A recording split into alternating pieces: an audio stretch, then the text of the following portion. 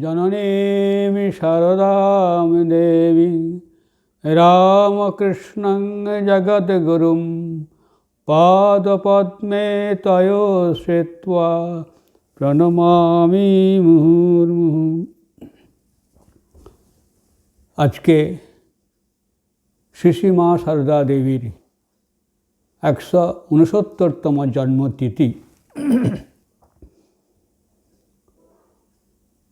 আমাদের রামকৃষ্ণ মঠ মিশনের এবং সারা ভারতবর্ষে, শুধু সারা ভারতবর্ষের নয়, সারা পৃথিবীতে যেখানে যেখানে আমাদের কেন্দ্র রয়েছে, যেখানে যেখানে ভক্তদের পরিচালিত আশ্রম রয়েছে, তারা সকলেই এই দিনটিকে স্মরণ করেন। মায়ের সম্বন্ধে বলা খুবই কঠিন। মায়ের সম্বন্ধে বহু বই, স্বামী গম্ভীরানন্দ মহারাজের জীবনী, লিখিত জীবনী, শ্রী মায়ের কথা, শ্রী মায়ের পদপ্রান্তে, মাতৃদর্শন, আরও অনেক বই প্রকাশিত হয়েছে। কোনো কোনো বিশ্ববিদ্যালয়ে মায়ের উপর গবেষণা করে সেটা বইয়ের আকারে প্রকাশিত হয়েছে। তবু আমরা মাকে আজকে মনে করব, মায়ের আমরা অনুধ্যান করব, মায়ের আমরা ধ্যান করব, যেহেতু মাই আমাদের সব।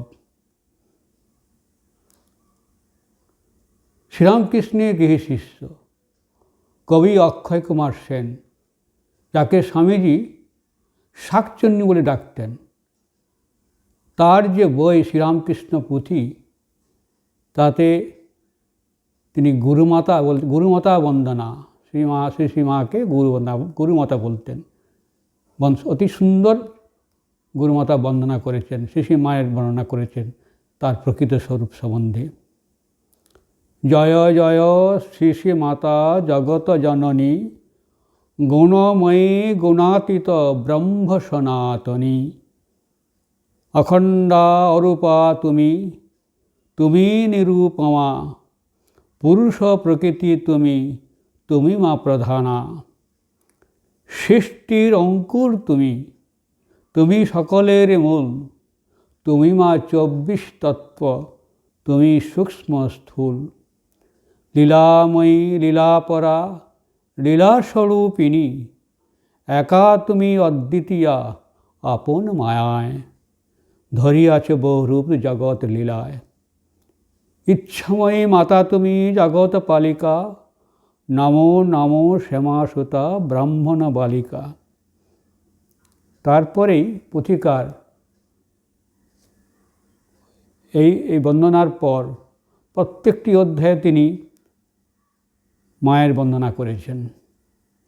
দুটি লাইন, জয় জয় গুরু মাতা জগত জননী, রামকৃষ্ণ ভক্তিদাত্রী চৈতন্য দায়িনী।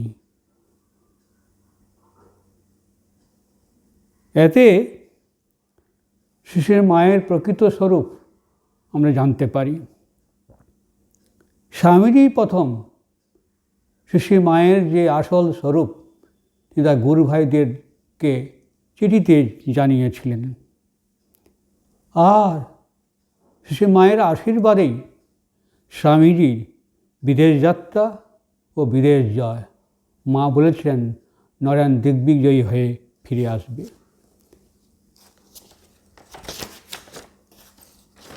শ্রী মায়ের আশীর্বাদেই স্বামীজি রামকৃষ্ণ মিশন প্রতিষ্ঠা করেছিলেন।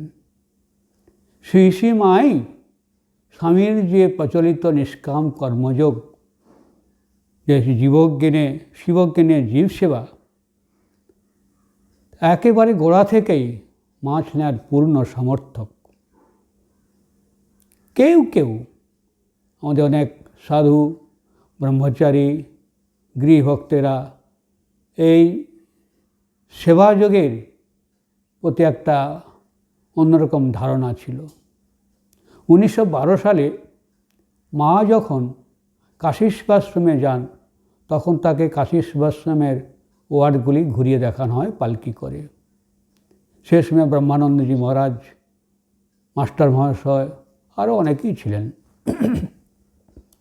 ফিরে এসে মাকে জিজ্ঞাসা করা হলে মা বলেছিলেন, দেখলুম ঠাকুর সেখানে প্রত্যক্ষ বিরাজ করছেন, তাই এসব কাজ হচ্ছে, এসব তারই কাজ। তারপর তিনি আশীর্বাদস্বরূপ 10টি টাকার একটা নোট দিয়েছিলেন। সেই নোটটি কিন্তু এখনও কাশী সেবাশ্রমে সযত্নে রক্ষিত আছে। মায়ের এই কথা বলার পর সকলের মন থেকে এই সেবার প্রতি সব বিরূপ ভাব দূর হয়েছিল। তারপরেও কেউ কেউ আবার মাঝে মাঝে এই সেবার সম্বন্ধে অন্যরকম চিন্তাভাবনা করতেন। তার কারণ এই সেবাযোগটি ছিল চিরাচিত পন্থা থেকে, সাধু সমাজের পন্থা থেকে একটু আলাদা। মা যখন জানতে পারলেন তখন তিনি সোজা সাপটা ভাষায় বললেন, নির্দেশ দিলেন বলা যায়, যারা এই সেবা কাজ করতে পারবে না, যারা এই সেবা কাজ পছন্দ করে না তাদের সংঘের স্থান নেই। আবার সেবা কাজের জন্য চৌখস লোক চাই। কোয়ালপাড়া একবার এক ব্রহ্মচারী মার কাছে আবদার করলো যে তিনি এই গরম দুধটি নিয়ে যাবেন কোয়ালপাড়া থেকে জগদম্বা আশ্রমে। মা অনুমতি দিলেন। নিয়ে আসার সময় দুধের বাটিটি ধাপ করে পড়ে গেল। ওই দুধটি খেতেন রাধুর সেদিন খাওয়া হলো না। মা জানতে পেরে মাকে যখন বলা হলো, মা বলেন, এরকম হেলা ফেলা ছেলে আমার চাই না, চৌখস ছেলে চাই, চৌখস ব্রহ্মচারী চাই, এই তিনি বলেছিলেন। শিশি মাকে স্বামীরই তো রামকৃষ্ণ সংঘের সংঘজননী রূপে তিনি প্রতিষ্ঠা করে গেছিলেন। জগতের ইতিহাসে এক ধর্মীয় সংস্থায়, এক আধ্যাত্মিক সংস্থায় তার শীর্ষ নেত্রী রয়েছেন একজন নারী, আমাদের জানা নেই, আমরা জানি না। কিন্তু শিশি মা সংঘজননী হয়ে এই রামকৃষ্ণ সংঘকে শ্রী শ্রী শ্রীরামকৃষ্ণের মহাসমাধির পর সুদীর্ঘ 34 বছর ধরে তিনি লালন করেছেন, পালন করেছেন, রক্ষা করেছেন। শ্রীমাই আমাদের সব। কোয়ালপাড়ায় একবার কেশবানন্দজি মহারাজ মায়ের কাছে আক্ষেপ করে বলেছিলেন যে, মা, আমরা ঠাকুরের দর্শন পেলাম না, ইচ্ছা করলে হয়তো হতো। তখন মা বললেন, শিশি মায়ের ভিতর তিনি সূক্ষ্ম দেহে আছেন। ঠাকুর নিজে মুখে বলেছেন, আমি তোমার ভেতরে সূক্ষ্ম দেহে থাকব। শিশুমা কিন্তু অতি সুস্পষ্ট ভাষায় বলেছেন, যেই ঠাকুর সেই আমি, আমরা কি আলাদা? এইভাবে তিনি আমাদের তার যে অচ্ছেদ্য সম্বন্ধ শ্রীরামকৃষ্ণের সঙ্গে এইটি দেখিয়ে গেছেন। কিছুকাল আগে হোয়াটসঅ্যাপে একটা সুন্দর মেসেজ হলো ঠাকুরের সম্বন্ধে, মায়ের সম্বন্ধে, স্বামীর সম্বন্ধে। আমার খুব ভালো লাগলো। কয়েকটা শব্দ, সেই শব্দগুলো কি সে হোয়াটসঅ্যাপ মেসেজটি কি?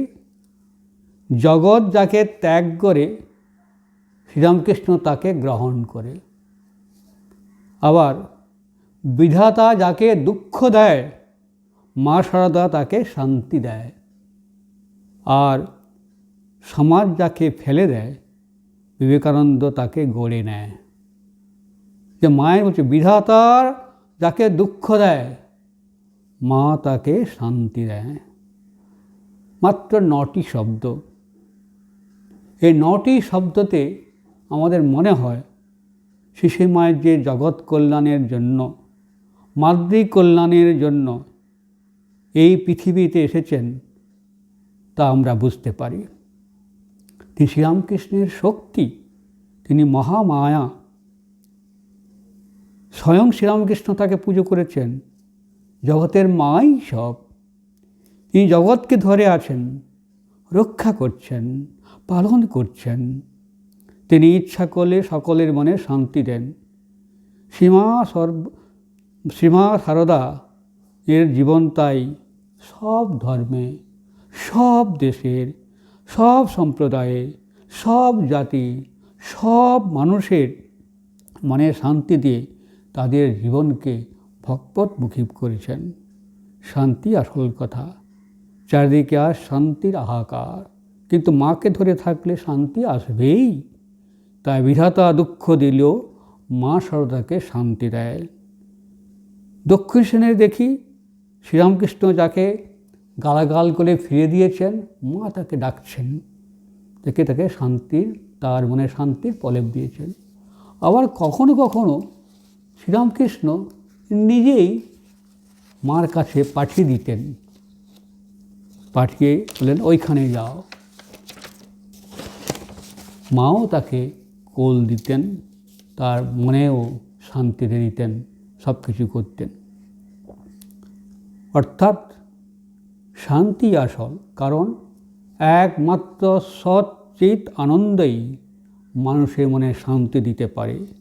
সীমা নিজেই সেই সচ্চিৎ আনন্দস্বরূপ। মায়ের মন সর্বদা অতীন্দ্রিয় রাজ্যে বিচরণ করত। যখন তিনি খুশি মতো নিজের মনকে ঘুরাচ্ছেন, ফিরাচ্ছেন, দেখছেন, অনুভব করছেন, ইহলোকে পরলোকে স্থূল সূক্ষ্ম কারণ জগতের কোনো ব্যবধান তার কাছে নেই। মা এই মন নেই সবাইকে জগৎ উদ্ধার করেছেন। শ্রীরামকৃষ্ণ দক্ষিণ একদিন হৃদয়কে বলেছিলেন, দেখ এখানে যা কিছু জিনিসপত্র আসবে ওকে দেখাবি, নহবদের দিকে, তাকে মার দিকে, তাহলে যারা দিচ্ছে তারা উদ্ধার পাবে। এই ছিল শ্রীরামকৃষ্ণের কথা।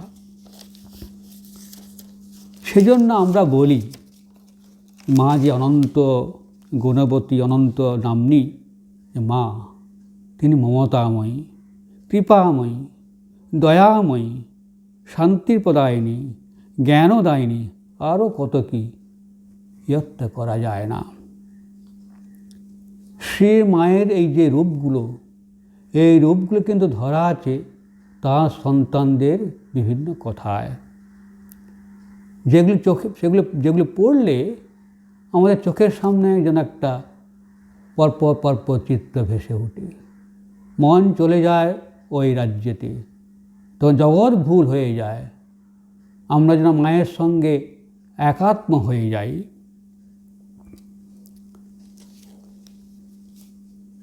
যেমন জয়রামবাটির কথা। জয়রামবাটি মায়ের বাল্যজীবন একরকম ছিল। আবার যখন তিনি শ্রীরামকৃষ্ণ আরাধিতা, পার্শ্বদবৃন্দ কর্তৃক বন্দিতা, ভক্তবৃন্দ কর্তৃক পূজিতা, তখন তার জীবন একেবারে অন্যরকম। যেই আসছে তাকেই তিনি কোল দিচ্ছেন, শান্তি দিচ্ছেন, উদ্ধার করছেন। জাতপাতের বালাই নেই, ধর্মের বালাই নেই, তিনি সকলের মা। ডাকাত আমজাদ, নিচু জাতির বাগদি, মহাকবি গিরিশচন্দ্র আর তার সেবক দারোয়ান, মায়ের দারোয়ান শারদানন্দ, সাধু ব্রহ্মচারী ভক্ত, সকলকে তিনি অভয় দান করছেন, সকলের আবদার মেটাচ্ছেন, যে যেরকম সেভাবে সামলাচ্ছেন। এমনকি তার নিজের ভাইয়ের সংসারকেও আগলে রেখেছিলেন। দক্ষিণেশ্বরের মা নিজেই এই ভক্তদের সাধু ব্রহ্মচারীদের ভবিষ্যতের সবাইয়ের তিনি দায় নিয়েছিলেন। সেই দায় নেওয়ার জন্য শ্রীরামকৃষ্ণ কিন্তু খুব খুশি হয়েছিলেন যে তার যে মনে যে ইচ্ছে ছিল, জগন্মাতা যে নির্দেশ ছিল যে রামকৃষ্ণ সংঘ তৈরি হবে, সেই রামকৃষ্ণ সংঘ সমস্ত জগতের মানুষকে অভয় দান করবে, শান্তি দান করবে, উদ্ধার করবে।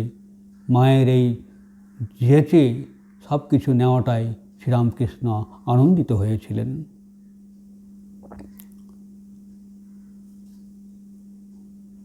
মা কীরকম?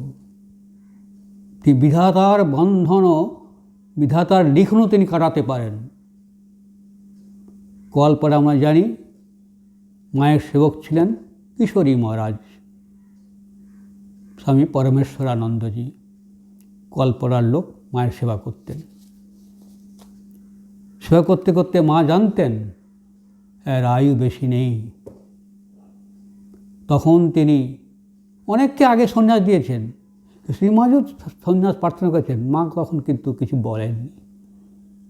যখন মৃত্যুর ঘনি আসছে সেই সময়ে তিনি কিশোরীকে নিজে ডেকে তাকে গেরুয়া বস্ত্র দান করলেন আর বললেন, মঠে যাও, রাখালের কাছে সন্ন্যাস নেবে।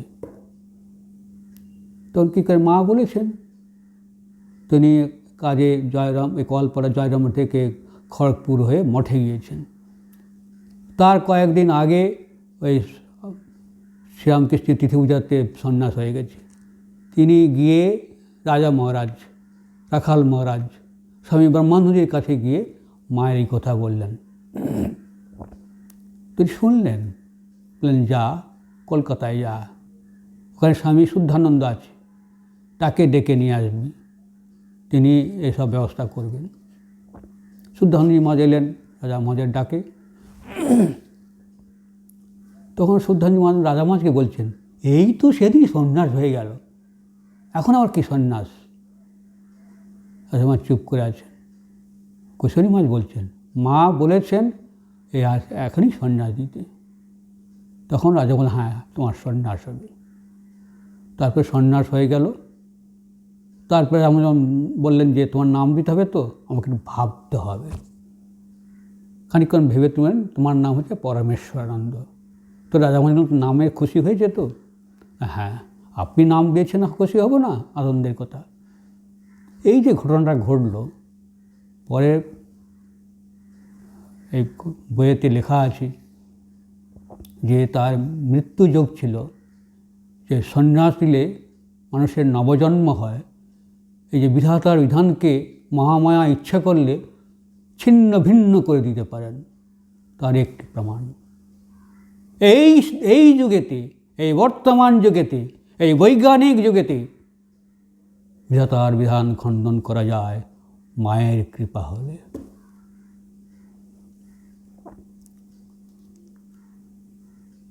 আর এই কিশোরী মহারাজ পরমেশ্বরানন্দজি, তিনি কিন্তু সুদীর্ঘকাল বেঁচে ছিলেন, দীর্ঘজীবী ছিলেন। পরিণত বয়সে তিনি তার শরীর গেছে, তিনি মারা গেছেন, দেহত্যাগ করেছেন। মায়ের কৃপা, মায়ের আশীর্বাদ, মায়ের ইচ্ছা।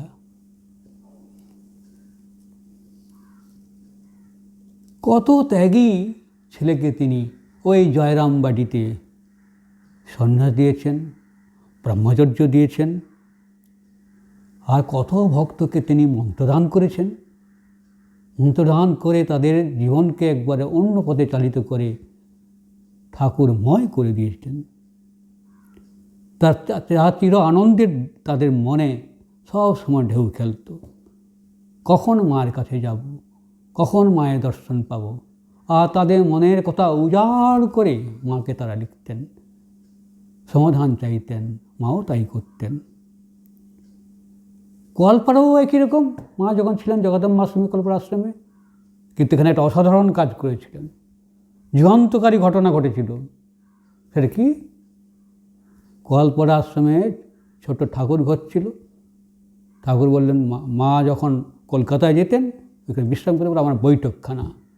বলে এবার দেখো আমি কলকাতায় যাচ্ছি, তোদের ঠাকুর ঘরে আমি ফটো বসিয়ে যাব, ঠাকুরকে বসিয়ে আমি কলকাতায় যাব, তোমরা সব ব্যবস্থা করো। মা এলেন, তো ঠাকুরকে প্রতিষ্ঠা করলেন না কলপাড়াতে, পুজো করলেন না, নিজের ফটো প্রতিষ্ঠা করলেন কলপাড়া আশ্রমে, যা এখনও ওখানে রয়েছে। অবতার সঙ্গিনী, যে নিজের পুজো নিজে করলেন। গান আছে না, ঠাকুর যখন করেছিলেন দক্ষিণেশ্বরে, নিজের ফটোকে রেখে, মার পূজিত ফটোকে রেখে প্রণাম করে বললেন যে যোগ অবস্থা, যোগীর অবস্থা যে ফুল করেছিলেন, তিনিও তাই করেছিলেন। আপনি করিলে আপনার পূজা। কি সুন্দর ভাব কবি যে লিখেছে গানটি।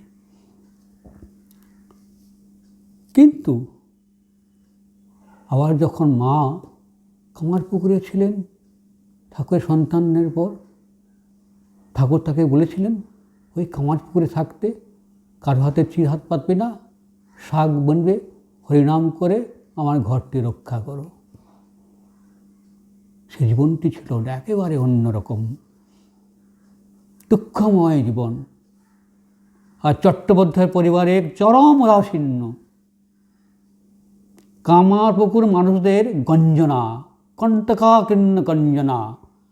মাত্র ব্যতিক্রম ছিল লাহা পরিবারে প্রসন্নময়ী দেবী, তিনি মাকে ভগবতী রূপে দেখতেন। কিন্তু মা ঠাকুরের কথাকে অক্ষরে অক্ষরে পালন করে তিনি ঠাকুরকে নিয়ে আর রঘুবীরকে নিয়ে সর্বদা শান্ত সমাহিত হিসাবেও থাকতেন। তারপর যখন জানাজানি হয়ে গেল, তখন ভক্তেরা সব তাকে কাঠপড়াতেন, কলকাতাও নিয়ে যেতেন। এই যে কামারপুকুরের একটা অন্যরকম জীবন, দুটো বিপরীত চিত্র মা কিন্তু সম্পূর্ণভাবে পালন করেছেন। আরেকটা কথা আমাদের মনে হয়, আশ্চর্য লাগে, এই দক্ষিণেশ্বরের নহবত যখন মায়ের ঠাকুরের সেবার জন্য মা ছিলেন, আর এই শ্যামপুকুরের চিলে কোঠায় ছোট্ট ঘর, যেখানে শুধু পা মুড়ে শুধু বসা যায়, সেখানে তিনি কি করে থাকতেন। আবার সেবকরা লিখেছেন যে নহবতেতে যখন মাঝে মাঝে স্ত্রী ভক্ত মহিলা থাকতেন দু তিনজন, ওইখানে সব কিছু রান্না বান্না শিখে ঝুলছে, ওইটুকুন ঘর আমরা দেখেছি নহবত কি ছোট্ট ঘর। যখন ওরা শুতেন, মায়ের শোয়ার জায়গা থাকতো না, তিনি সারা রাত বসে কাটিয়ে দিতেন। দেখুন কি জীবন। ওই যে শ্যামপুকুরে ছিলেন চিলেকোঠায়, ভোরবেলা উঠে, এখানেও তো দক্ষিণেশ্বরে তাই, সব কিছু সেরে ঢুকতেন, কেউ তাকে দেখতে পেত না, ওখানেও তাই। তারপর সব ভক্তেরা 10টা 10টার পর চলে যেত, তখন মা ওই চিলেকোঠা থেকে নেমে এসে তিনি তার এই ঠাকুরের যে ঘর, তার পাশের ঘরে রাত্রিটা শুধু শয়ন করতেন। এই যে প্রতি সেবা এবং যে অ্যাডজাস্টমেন্ট, স্থান কাল পাত্রভেদে, যা আমাদের আজকের জীবনে প্রয়োজন, সেইটি মা নিজের চোখের আঙুল দিয়ে দেখিয়ে দিয়েছেন আমাদের কাছে। কলকাতার উদ্বোধন, আর কলকাতার উদ্বোধন আগে কী ছিল মায়ের অবস্থা? ভবঘুরের জীবন বলতে পারি আমরা। কখনো বাগবাজারে, কখনো ঘুষুরিতে, কেউ গুদাম ঘরের 3তলায়, কখনো বাড়ি লাম্বরের বাড়িতে, কখনো রাজকুমাস্তার বাড়িতে, এর বাড়িতে, তার বাড়িতে, সব ভাড়া করা। স্থায়ী বাসস্থান নেই। অত স্বামী চেয়েছেন আগে মায়ের ঘর হবে, তারপর ছেলেদের। সারদানন্দজি মহারাজ টাকা ধার করে তিনি ওই উদ্বোধনের বাড়িটি তৈরি করলেন। সেই 1909 সাল থেকে তার মহাসহজীবন্ত মা ওই ঘরে বাস করেছেন। কিছু কিছু কাল তিনি দেশের বাড়িতে যেতেন। কিন্তু এই সর্বত্র জায়গাতে কিন্তু মায়ের জীবনের সুর ছিল একরকম, কোনো পার্থক্য নেই। মায়ের বাড়িকে এখন আমরা বলি, মা যে থাকতো ওদেরকে মায়ের বাড়ি।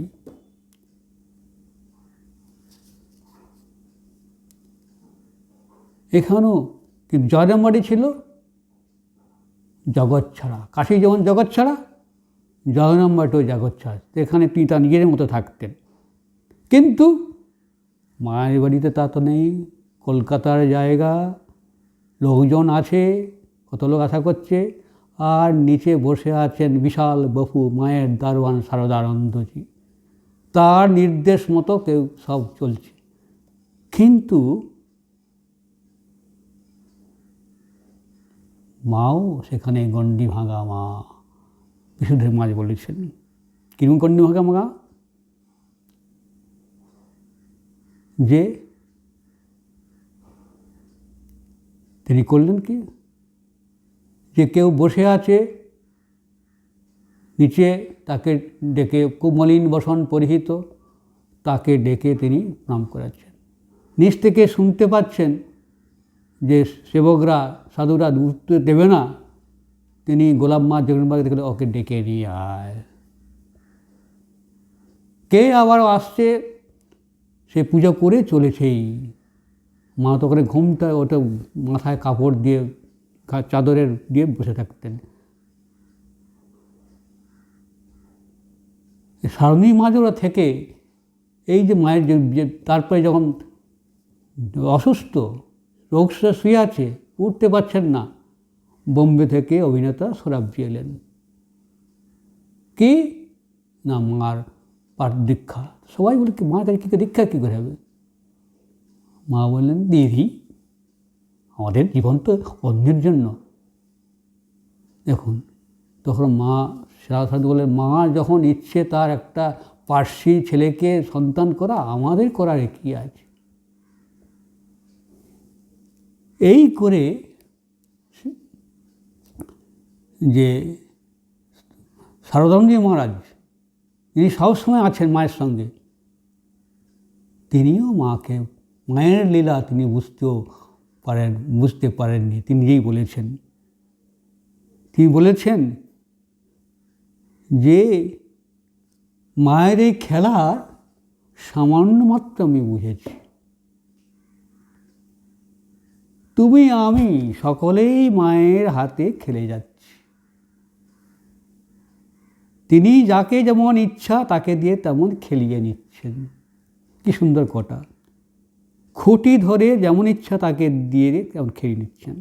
সাবধান, খুঁটি ছেড়ে ঘুরতে যেও না, মুহূর্তেই তলিয়ে যাবে। তাই দেখি গান একটা ধরলেন, আমরা সব জানি, রঙ্গ দেখে রঙ্গময়ীর অবাক হয়েছি, হাসিব কি কাঁদিব তাই বসে ভাবিতেছি। এতকাল রইলাম কাছে, ফিরলাম পাছে পাছে, কিন্তু বুঝতে না পেরে এখন হার মেনেছি। বিচিত্রতার ভবের খেলা, ভাঙা গোড়া দুই বেলা, ঠিক যেন ছেলে খেলা, বুঝতে পেরেছি। এই হচ্ছে মা, কেউ বুঝতে পারে না।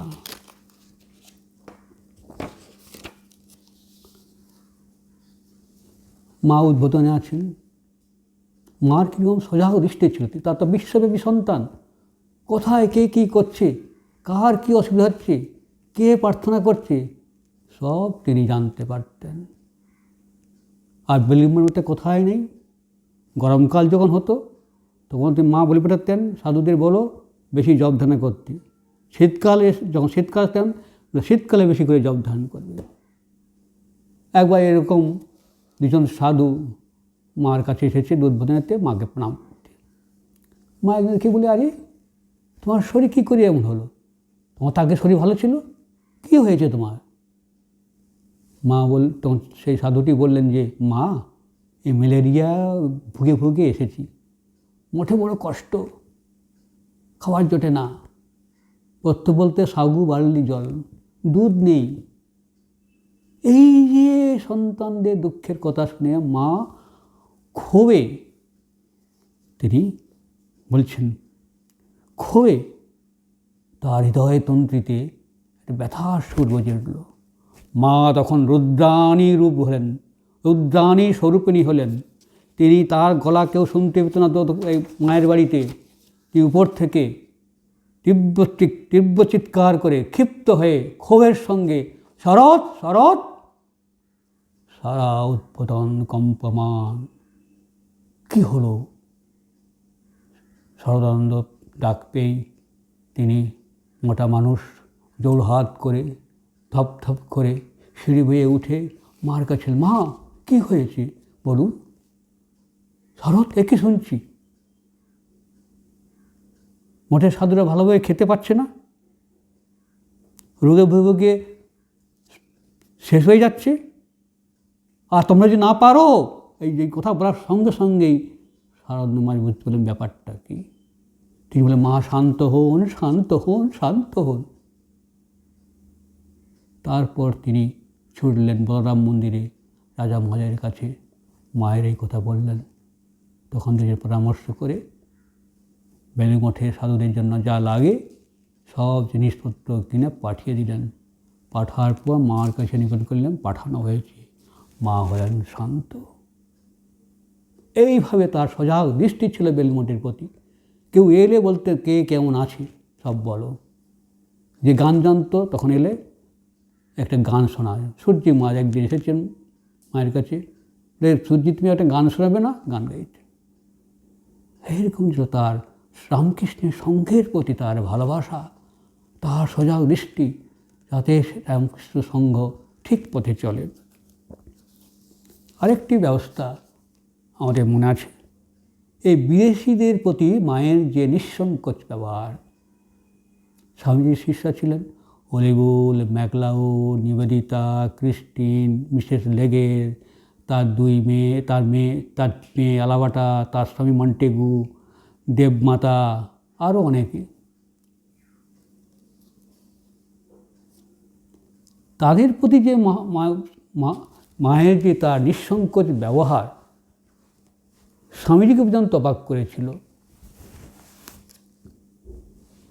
অন্যের তো কোনো কথাই নেই।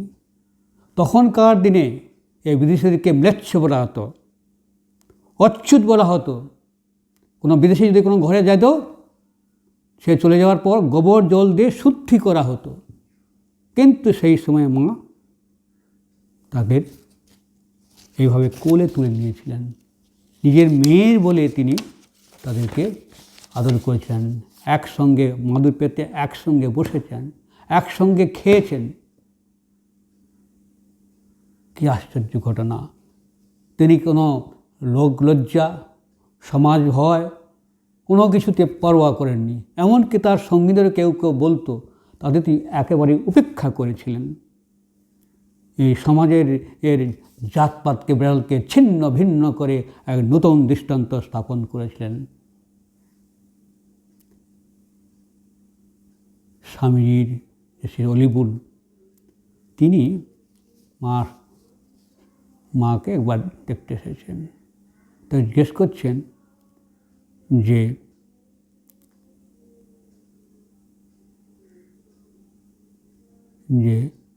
গুরুর আনুগত্য বলতে কী বোঝায়, জেনে রাখুন এটা। মা ওর মুখ দিয়েই বলেছেন, আমাদের জন্য বলেছেন। কি বলছেন?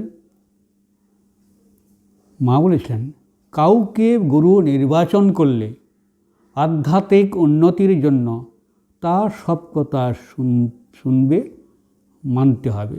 কিন্তু ঐহিক বিষয়ে নিজের সদ্বুদ্ধি প্রণোদিত হয়ে কাজ করলে সে কাজ যদি কোনো ক্ষেত্রে গুরুর অনুমোদিত হয়, তবে গুরু শ্রেষ্ঠ সেবা করা হবে। আর ব্যাঙ্গালোর তুলে পবিত্রতা স্বরূপিণী বলেছিলেন, তিনি বলেন, 3000 আগামী 3000 বছরে নারীদের যে উন্নতি হবে তার আদর্শ তিনি। আর তো আমরা এটা কথা সবাই জানি। মা আমাদের আন্তরিক ডাকে সবাই সাড়া দেন। যে কোনো অবস্থায়, যে কোনো দেশে, যে কোনো সন্তানকে তিনি অভয় বাণী দেন, রক্ষা করেন। এমনকি যে মার নাম জানে না, ও হয়তো মেরি মাতাকে দেখেছি, মেরি মাতার ছবি দেখেছি, তাকে ডেকেছে, কিন্তু মা তার কাছে গিয়ে উপস্থিত হয়েছেন সেই ডাকেতে।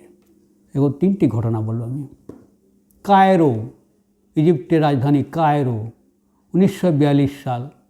অ্যান্টনি বলে একজন ওখানে ক্যাথলিক খ্রিস্টান ছিল, তা বাবা কোরা ক্যাথলিক।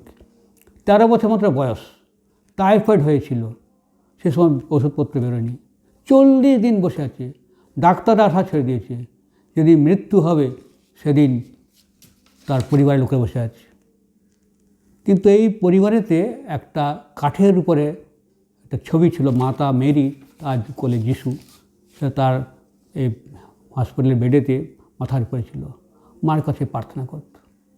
প্রার্থনা করতে করতে একদিন অ্যান্টনি গন্ধ পেলেন, ধূপের গন্ধ, ঠিক 12টার সময়। কিন্তু কোথা থেকে আসছে কেউ বলতে বললেন না। তারপর যখন তার মৃত্যু হয় সব বসে আছে, কাঁদছি, তখন দেখলেন একটা অন্য ধরনের মহিলা, সাদা কাপড় পরা, মাথায় খানিকটা খোমটা দেওয়া, চুলটা এলিয়ে আছে। তিনি এসে দাঁড়ালেন মাথার কাছে, মনে হয় একটা ওষুধ দেবেন। উনি, যে লোকটা বিছানা থেকে উঠতো না, লাফিয়ে উঠল। তারপর থেকে তিনি একটু ভালো হয়ে গেলেন, ডাক্তাররা অবাক হয়ে গেল। আর ঠিক তারপরে তার নাকের থেকে রক্ত বেরিয়ে গেল। যেমনি রক্ত বেরিয়ে গেল তেমনি তিনিও ধীরে ধীরে সুস্থ হয়ে উঠলেন। আশ্চর্য, কে মহিলা তিনি জানতে পারেননি। তারপর তিনি বড় হলেন, ওরা একটা সেলসম্যান কাজ করতেন একটা দোকানেতে। তখন ওখানে ক্যাথলিকরা খুব, খ্রিস্টানরা মাইনরিটি ছিল। তিনি ব্রাজিল গেলেন, সেখানে একটা দোকানে কাজ করতেন। কাজ করার পর তার একজন বন্ধু ছিল, বন্ধু বলে, চলো একটা আমি জায়গায় যাবো, তুই আমার সঙ্গে যাবে, রামকৃষ্ণ আসতো। জনে গেছে ব্রাজিলেতে, দেখো আর্জেন্টিনাতে। তারপরে তখন ব্রাজিল, তখন আশ্রম হয় না, ব্রাজিলে থাকতে ব্রাজিল থেকে আর্জেন্টিনা গিয়েছে। সেখানে বুক সেলফ আছে, দেখলেন যে আরে এই ছবিটা কার? আমি তাকে দেখেছিলাম, ইনি তো ওষুধ দিয়েছেন, ইনি তো আমাকে জীবন রক্ষা করেছেন। তখন সঙ্গী লোকটা হলো, আসলে কী বলে, জানলে কী করে? তখন পুরো ঘটনা বলল। তখন তিনি বলে, মা সারদা দেবী রামকৃষ্ণের সঙ্গে। তারপর থেকেই তিনি মায়ের ছবি কাছে রাখতেন, আর তার গাড়ি ছিল, গাড়িতেও তিনি রাখতেন। একবার গাড়ি চালাতে গিয়ে অ্যাক্সিডেন্ট, গাড়িটা তার বুকের উপর বসে গেছে। সবাই ভাবলো তো মরে গেছে, পুলিশ ছুটে এলো। আশ্চর্য, কোনো কিছুই হয়নি। আর যে গাড়িতে যে মায়ের ছবিটা ছিল সেটা তার বুকের উপর দাঁড়িয়েছে, বেঁচে গেলেন। দেখুন মা কীভাবে রক্ষা করেন, জানে না, বিদেশি। মা মেরিকে প্রার্থনা করেছিল, মাতা মেরি আর তো সারদা লক্ষ্মণ। আরেকটা ঘটনা, এটা তো মা তখন ছিলেন না সশরীরে, মা যখন ছিলেন তো একটা ঘটনা। একবার জয়রামবাড়িতে 2 বন্ধু গেছেন, মাকে ঘটনা বলছেন। তার 2 বন্ধু, এক বন্ধুর খুব জ্বর হয়েছিল, মরমরা অবস্থা। তখন বন্ধুর জন্য একদিন তিনি ঠাকুর ঘরে গিয়ে মার কাছে খুব প্রার্থনা করলেন। আশ্চর্য, সেই প্রার্থনার পর বন্ধুটি ভালো হয়ে গেল। ভালো হয়ে তারা দুজনেই মার কাছে এসেছে জয়রামবাড়িতে, মাকে সব বললেন। মা হাসলেন মাত্র। আরেকজন ছিলেন শিলংয়ের ঘটনা, মা তখন বেঁচে আছেন, 1912 সাল। শিলংয়ে তখন 1912 সালে ব্রিটিশ গভর্নমেন্ট আসামের রাজধানী শিলংকে থেকে উঠে নিয়ে ঢাকাতে নিয়ে গেছিল। সেই জন্য শিলংয়ে সব ঘর ফাঁকা, মাত্র 6টা ঘর ছিল। তার নাম পঞ্চানন ব্রহ্মচারী। সে পঞ্চানন ব্রহ্মচারী একজনের বাড়িতে ছিল, জমিদার বাড়িতে, বিপিন রায়চৌধুরী। তার কলকাতায় যাবে, তুমি এখানে থেকো। তিনি স্কুলে মাস্টারি করতেন। আর সেই সময় যে লোকাল লোকেরা, ছেলেরা ওই ফাঁকা বাড়িতে আগুন লাগিয়ে দিত, চুরবার করতো। তিনি একটু দেখলেন যে নিজের বাড়িতে কাজ করাচ্ছিলেন 3 জন নেপালি লেবার দিয়ে, তা দেখলেন যে ওই যে রায়দের বাড়ির কাছাকাছি তার 2টো বাড়ি ছিল, একটা বাড়িতে আগুন প্রায় লেগেছে। দৌড়ে গেলেন, একটা বালতি জোগাড় করলেন, জল ফেললেন, তারপর মার কাছে প্রার্থনা করলেন। প্রার্থনা করে হঠাৎ দেখলেন মা 2 হাত তুলে অভয় বাণী করে এসেছে, বলে ভয় নেই বলে আগুন নিভে গেল। উনি তো জ্ঞান হয়ে পড়ে গেলেন 3 ঘন্টা। তারপর লেবাররা ছুটে এলো, নেপালিরা, আমার মতো আপনি মরে গেছেন, বুঝেছেন? তখন তিনি বললেন ঘটনা রয়েছে, কিন্তু তার মুখটা আগুনেতে, ঘর রক্ষা পেয়ে গেল, আগুন আর জ্বলল না, কিন্তু তার মুখটা কালো হয়ে গেল। ওরাই আপনার কি মুখে দিল, লোকে চিনতেই পারতো না। তারপর মার কাছে জপ করে সব করে প্রার্থনা করে তা মা একদিন আবার এলেন তার কাছে, বলে তুই তো আমার এই কালো মুখের জন্য দুঃখ করছো, তো আমি কি ভালো করে দেবো? তখন বলে মা এই সামান্য দেহের জন্য আমি তোমার কাছে কিছু চাইবো না, তোমার ইচ্ছা আমি চাইবো না, আমাকে যাতে জ্ঞান লাভ হয়, ঈশ্বর দর্শন হয়, সেই করে দাও। তখন বলা ও তুমি যখন চাইবে না তা আমি দিই। বলে দেখো এই বছরের বাংলা বছরের শেষ দিনটিতে একটা নদীতে যাবে, তখন শিলংয়ে তো নদী নেই, স্প্রিং আছে, ঝর্ণা আছে, ঝর্ণাতে স্নান করবে, স্নান করলে কিন্তু তোমার মুখটা আগের মতো হয়ে যাবে। এই ঘটনা তিনি কাউকে বলেছিলেন, এ কথা তো বন্ধ থাকে না, চাউর হয়ে যায়, সব চাউর হয়ে গেল। তখন কয়েকজন ব্রাহ্ম সমাজের লোক ছিল, তারা সন্দেহ প্রকাশ করল। তখন যদি না হয়, তখন এই মনে ভয় পেয়ে গেল, মায়ের কথা তাহলে তো হয়ে যাবে, মায়ের কথা তাহলে তো মিথ্যা হয়ে যাবে, আমি যাব না। কিন্তু কি অদৃশ্য শক্তিতে, অদৃশ্য টানেতে সেই বছরের শেষ দিন চৈত্র সংক্রান্তি আমরা বলি, সেখানে তিনি মানে যন্ত্রবৎ চালিত হয়ে বলতে গেলে ঝর্ণার কাছে গিয়ে স্নান করলেন। স্নান করার সঙ্গে সঙ্গে আবার তার মুখে সেই রূপ ফিরে এলো।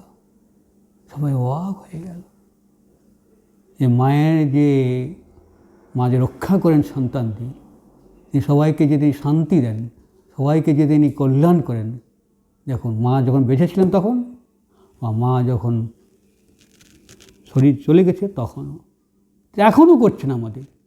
মাকে ডাকলেই মা নিশ্চয়ই সাড়া দেবেন। এই তো শেষ পর্যায়ে আমরা এসে গেছি। দীর্ঘ হয়ে গেল, কিছু করার নেই, মনে যা আবেগ এসেছিল তাই আপনাদের বললুম। মা কিন্তু কয়েকটা জিনিস এই সমাজে নিঃশব্দে কাজ করেছে। একটা হলো কি, যুগান্তকারী কাজ করে গেছেন, বিদেশিদের নিজের কোল দেওয়া। দেখুন আজকের দিনে বিদেশি না হলে প্রেস্টিজ থাকে না, যত ধর্মীয় সংস্থা আছে, যত সম্প্রদায় আছে, বিদেশি চালানা চিরিনা করলে তাদের মান যায় না।